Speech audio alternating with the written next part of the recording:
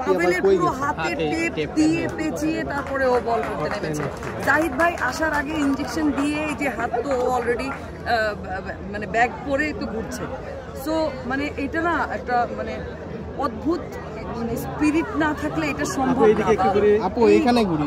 এই এটার প্রতি ভালোবাসাটা না থাকলে আসলে সম্ভব না। ওই ভালোবাসার জায়গা থেকেই মানে এত ইনজুর্ড হয়েও আমাদের সবাই খুব ভালো খেলেছে, সবার মাথা খুবই ঠান্ডা ছিল, সবাই ঠান্ডা হয়ে খেলেছে দেখেই মনে হয় আমরা ভালো করতে পেরেছি।